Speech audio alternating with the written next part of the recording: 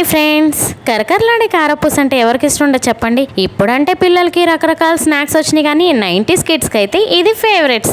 దీని తయారీ విధానం చూపిస్తాను, చూసేయండి. ముందుగా పొయ్యి మీద ఒక ప్యాన్ పెట్టుకుని డీప్ ఫ్రైకి సరిపడా ఆయిల్ వేసుకోండి.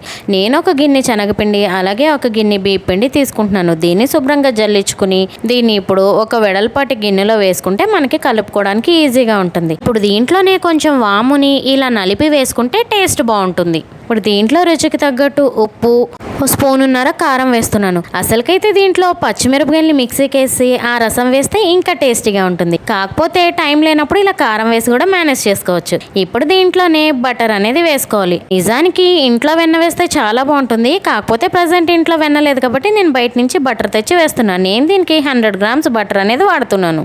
ఇప్పుడు దీన్ని ఒకసారి బాగా కలుపుకోండి. ఇలా కలుపుకున్న దీంట్లో సరిపడా నీళ్లు పోసుకుని మరీ జారుగా కాకుండా అలాగని మరీ గట్టిగా కాకుండా మీడియంగా కలుపుకోండి. ఇప్పుడు నూనె కాగింది కదా, ఇప్పుడు జంతికల గిద్ద తీసుకుని మన చెయ్యి తడుపుకుని ఇదిగోండి పిండి ఇలా ముద్దలాగా చేసి ఆ గిద్దలో పెట్టి జంతికలు ఒత్తుకోవడమే.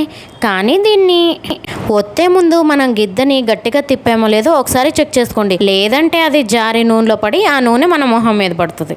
అందుకే ఒత్తే ముందే ఒకసారి జాగ్రత్తగా చెక్ చేసుకుని ఆ తర్వాత ఒత్తుకోండి. దీన్ని మనం నూనె బాగా కాగిన తర్వాతే ఒత్తుకోవాలి, లేకపోతే ఈ జంతికలు అనేది నూనెలో చతికిలు పడతాయి. అదే బాగా కాగిపోయింది అనుకోండి తొందరగా మాడిపోతాయి. కాబట్టి నూనె అనేది మీడియం సగం మీద ఉన్నప్పుడే మనం ఈ జంతికలు అనేది ఒత్తుకోవాలి.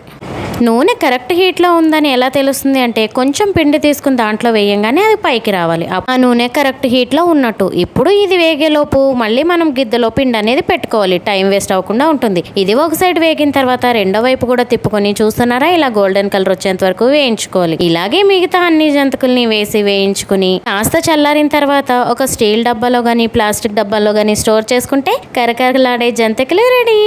మా చిన్నప్పుడు అమ్మ వాళ్ళు ఇలా జంతికలు కారపూస పండగలప్పుడు చేస్తే వీటిని పండగకి మాత్రమే తినడం కాకుండా చక్కగా డైలీ స్నాక్స్ బాక్స్ లో తీసుకెళ్లి స్కూల్లో ఫ్రెండ్స్ తో కలిసి తినేవాళ్ళం. మీకు కూడా ఇలాంటి మెమరీస్ ఉంటే నాకు కమెంట్ సెక్షన్ లో కమెంట్ చేయండి. ఇంకా మన ఛానల్లో ఎలాంటి వంటలు చూడాలనుకుంటున్నారో అది కూడా కమెంట్స్ లో చెప్పేయండి.